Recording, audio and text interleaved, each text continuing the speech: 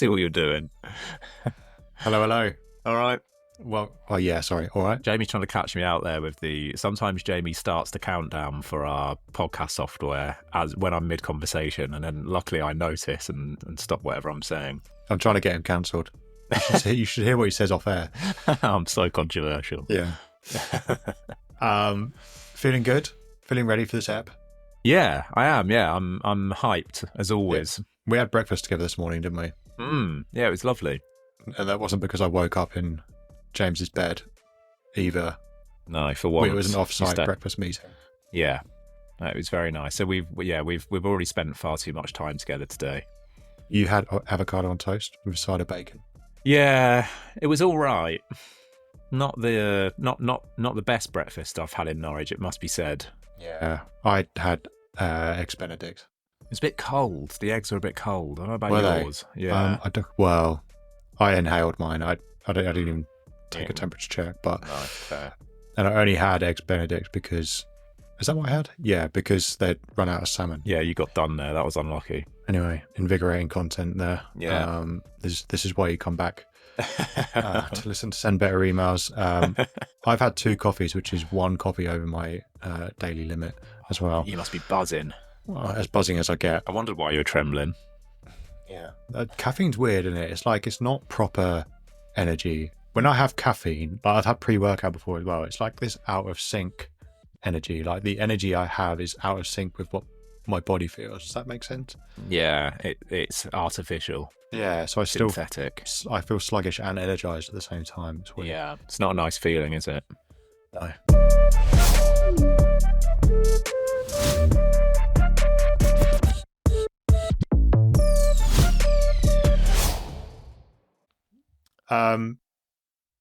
Anyway, what do you want to talk about this week?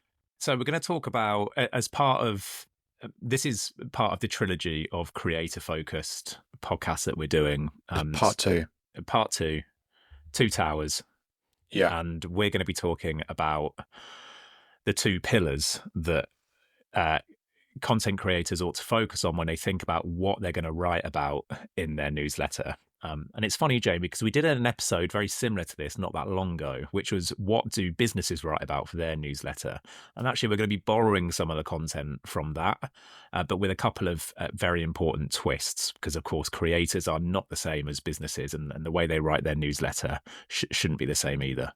Okay, nice. So this isn't just a reskin of our previous episode. This is brand new content. It's going to have plenty of juicy originals. We have new ideas. And how long do you want this episode to be, James? Well, I don't want to jinx it, but I want to be shooting for about 20 minutes again. 20 minutes. Okay. I think that's a sweet spot for us. I think anything longer, and we probably shouldn't be waffling so much. Yeah. Okay. Let's aim for that. We've got 17 minutes to go. Yeah. Easy. Nice. Okay. So, the 2 towers, 2 pillars. The 2 pillars. Yeah. Of, content creator newsletters, content pillar towers. Yeah. So in our first episode about this, which focused on businesses, we talked about thinking of our X's. And for that, we were referring to expertise, experience, and exclusivity. Oh, I nearly forgot one of them then. So those were the 3 things. And we if you want to go back and listen, then please do. We elaborated on those. I think for creators, it's slightly different. I think we definitely ought to focus on expertise if our content is expertise driven. So, if we have a YouTube channel where we're teaching something to our audience, then it follows that our newsletter should continue that expertise on and hopefully offer even more of it. And likewise, if let's say we're on LinkedIn, we're a LinkedIn influencer, for want of a better term, and our LinkedIn content focuses on giving advice to marketers, for example. Again, that's expertise that we should continue through to our newsletter. But really, what I would be focusing on if I was a creator are the other 2 X's. So experience, the stuff that makes you, your lived experience as a human, and exclusivity. So giving something extra that you can't get from other places on the internet. And I think exclusivity is particularly important if you're a creator. Okay, cool. To make this episode helpful for people, do you think we should run through some examples of what that could look like, to kind of breathe some life into these concepts? If we take an example, your average content creator, maybe influencer, who has a TikTok or an Instagram or a YouTube audience. I don't know, maybe they've got to 100K, maybe they're at 1 mil, 2 mil, or maybe 10 mil plus, right? But they don't have a newsletter, and they decide to build a newsletter audience.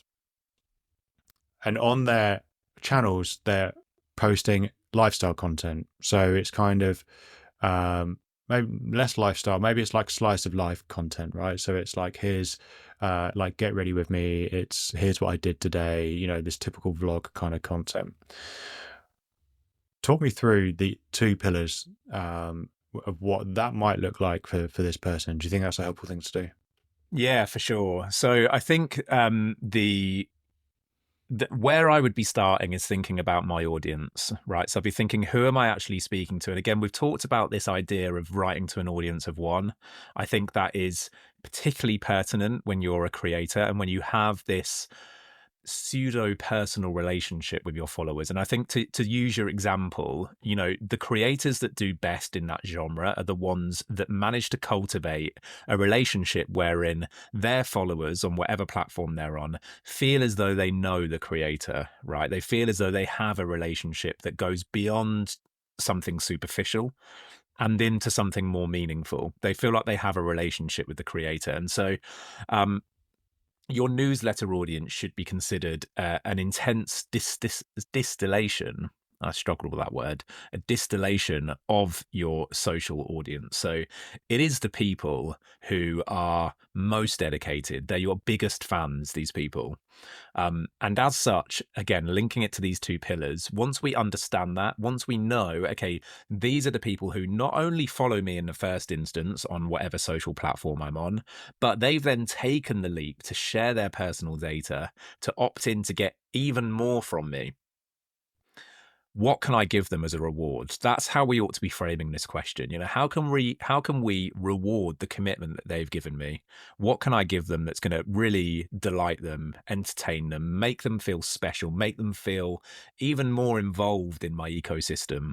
And I think this is where exclusivity and experience comes in. We want to be sharing even more of ourselves. And I know that can feel like a tough ask, because a lot of creators are already sharing quite a lot of themselves. Let's be honest, we live in a generation of uber honesty where, unlike Jamie, when you and I were teenagers, and the idea talking about mental health was still relatively taboo. Like, that's something now that is incredibly popular and really endears creators to their audience. People are much more willing to share on social media just as a culture than we used to be, where there was cynicism and worry and maybe fear around sharing too much of yourself on social media. That seems to have gone now. It's a lot more normalized.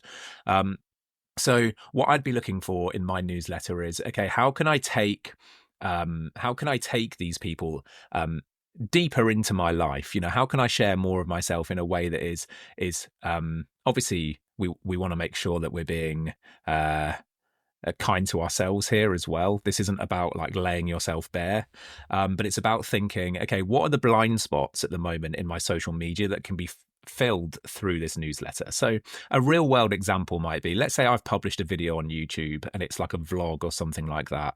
Or let's say I've done a podcast episode or an interview with someone else in the space. What I might talk about in my newsletter is like a behind the scenes of that day.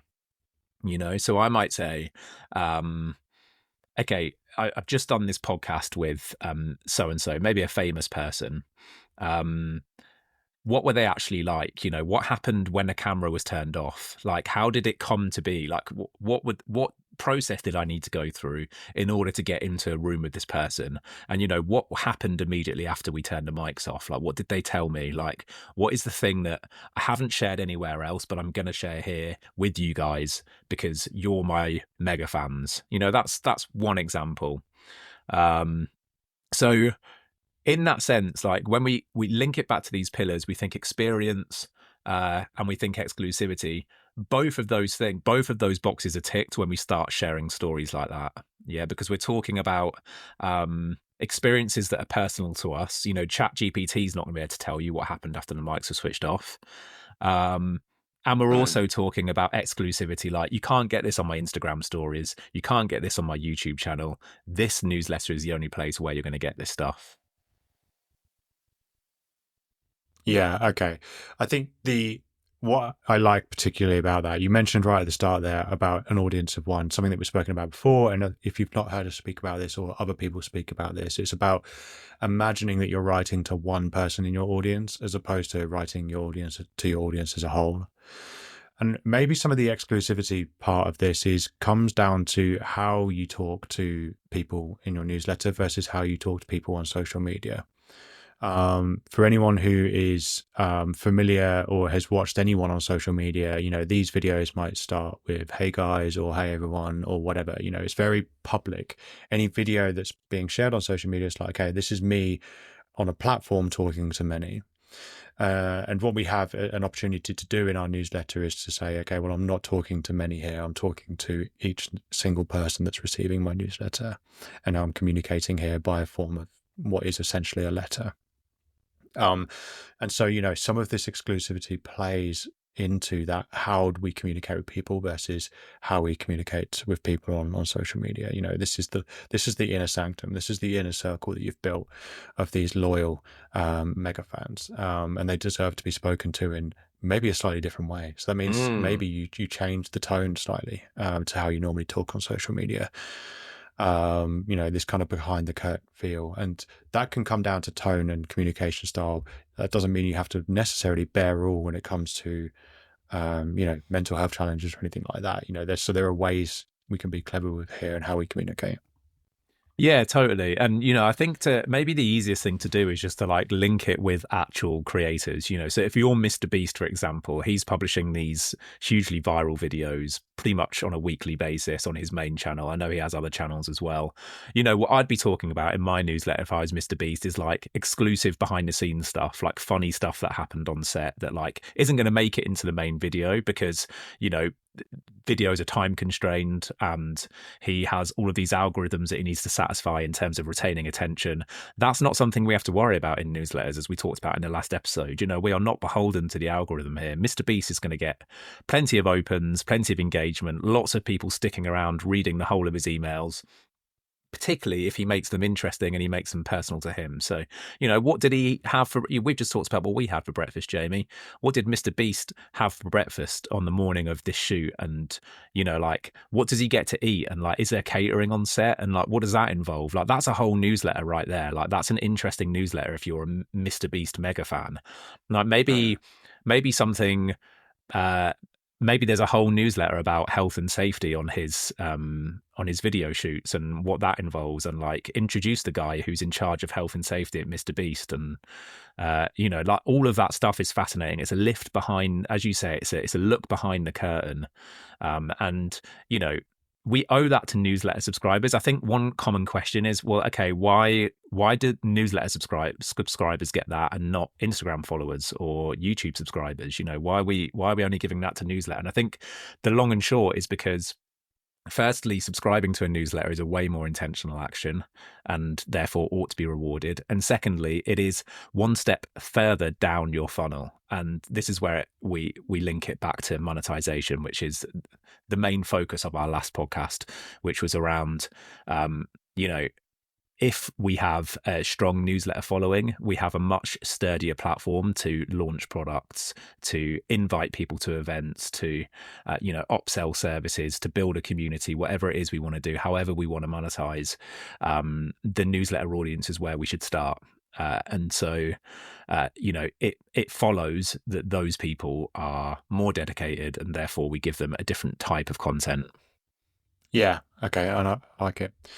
I think, what we're trying to do here is we're trying to differentiate as well our audience. What we're trying to do here is be less dependent on social media platforms to provide us with our income as a creator, and to build out and to diversify where our income is coming from, right? And so it needs to look different. It needs to behave differently to it's not an extension of social media. It should be, in many ways, it should be its own entity that has its own style and form. It is linked to social media because you're using social media as an acquisition channel to build your newsletter list, right? But it should be seen as, okay, well, this newsletter could be, I don't know, it's its own asset. And maybe if my YouTube channel closed, the newsletter business would still be open and it would generate its own revenue. So, we need to kind of see it like that as well. And so it deserves a different kind of style, different approach, different kind of communication methods, and is a reason why having exclusive things in your newsletter is so important. People who have we've spoken to creators who have maybe 3 different YouTube channels, all with their own following. And what we perhaps want to use the newsletter for there is something that doesn't cover what any of those 3 channels are covering, right? And it's maybe this is, like you said, this is me behind the scenes, behind the 3 channels. This is the thing that ties it all together. And I think that could be a nice approach for a newsletter. Maybe we should talk about what should the newsletter not be.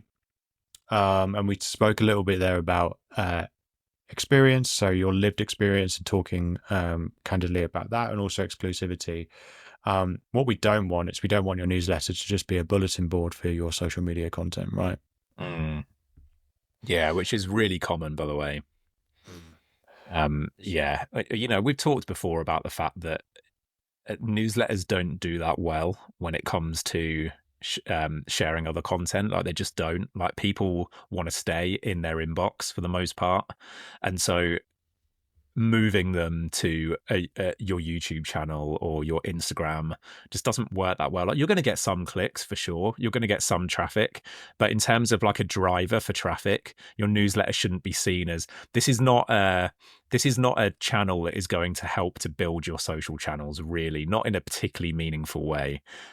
If you've already got enough social following that you would consider yourself a creator on socials, the newsletter isn't really going to make much of a dent into your audience. So no, we would not sit here, and you'll notice that at no point have Jamie and I said, if you build a newsletter, your videos are going to get more views or you're going to get more Instagram followers, because they're going to send followers both ways. Like, that doesn't really happen. So yeah, I agree, Jamie. And as we've, and this is something that you say a lot, Jamie, which I love. We don't want to send people the wrong way down the funnel either. like if they've subscribed to your newsletter, they've already taken extra action from your socials to get to your newsletter. Don't send them back to your socials, because they've probably already seen your socials.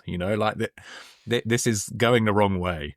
Yeah, we want them to take the next meaningful action, which is something that ties into what I want to ask you next, and might well be the final point. Depends how long you waffle on this. But we've spoken, this episode's been about what creators should write about in the newsletter, and you've covered exclusivity, you covered experience.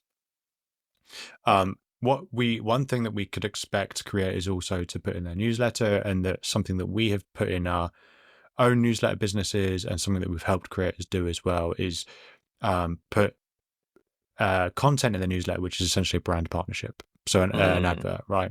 And so I think we should dedicate a little bit of time here in talking about how that's presented and how that's written, because we've talked about what to write about. For some of our creators, we'll be writing about, for a portion of the newsletter, is an advert. Yeah. So how for you, how are those weaved in? How are those talked about? And how, in terms of the best performing and best practices there, how do we approach that? Yeah, I think the most important decision you make when you're including ads in your newsletter is, what brands are you actually going to work with? And I think if you get that part right, the rest becomes quite easy. So I would be looking for brands that I genuinely use myself. And if you do that as a creator, your advert is going to be that much more effective, just naturally, because you genuinely endorse a product. You're not just endorsing it because you're getting the bag. So where we've seen most success with in newsletter ads, they have been a personal endorsement from the writer. So we've been able to say, I love this, you'll love it too. And that is so much more compelling than choosing a brand to work with that it isn't really an immediate audience fit, that doesn't resonate with you or, the people that you expect to be reading your newsletter. So that sounds like quite an obvious point, but I think, it probably takes a whole episode to talk about how to write a great newsletter ad. I think everything becomes way easier if you're picking a brand that you actually use. And if you're hearing about them from the first time and you get an email that says, we want to sponsor your newsletter, at the very least, give them a go, like download the app. Or, if it's a newsletter that want to advertise in your newsletter, read the newsletter. If you genuinely like it, that's when you say yes. If you don't, say, sorry, I don't think you're quite for me. And just be honest in that regard. It can be very tempting to take the money.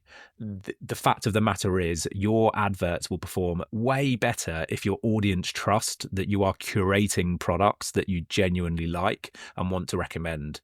In the long run, if you're just picking any old thing, and we see loads of newsletters, there are newsletters that are based in the UK and have a UK audience. There are advertising like cannabis products that aren't even legal here, that you can only get in California. It just doesn't make sense. And not only are they not going to make much money from that, but it just means the next time they include an ad, people are just going to scroll straight past because they're like, these ads aren't for me. These ads aren't interesting. I think there's a false belief that ads are always annoying and are always shit and are always going to piss off your audience. That is just not the case. If you're choosing audience relevant stuff that your audience will genuinely find helpful, you could argue you're actually doing your audience a favor by introducing it to their lives. We don't live in a world where people don't want to buy stuff. We live in a world where people want to be thoughtful and intentional with the stuff they do buy. And so helping your audience to do that is a great service to them. Absolutely. And I think what I would add on there is that there is actually nothing wrong with grabbing the bag, as you put it.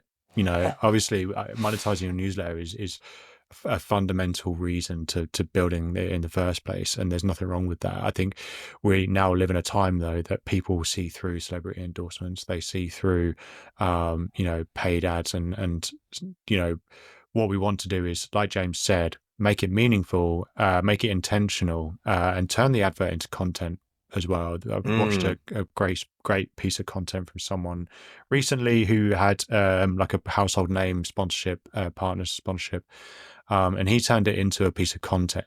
It was interested in and of itself, but it was also obvious that it was a brand partnership, but it also aligned with his true passion as well. And so when you do all of that, you get that magic mix of, okay, I am getting the bag here from a great brand partnership, but I'm also creating valuable content, and it's something that I'm going to enjoy doing in the process. Everyone wins in that scenario. Yeah, absolutely. A quick hot take.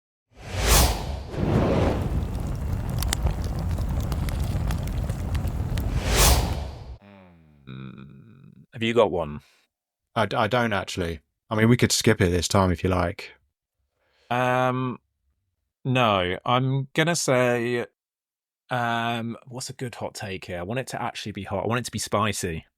Hot in a spicy way. Yeah, my hot take is going to be, if you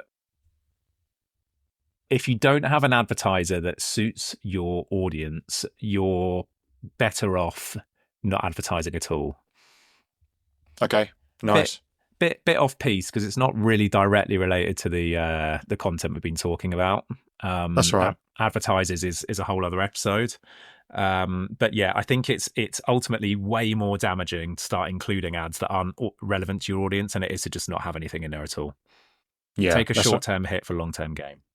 I can make my hot take content focus if you like to balance it out. Thank you. I would give yours. Maybe we should start rating each other's hot takes as well to encourage us to be spicier.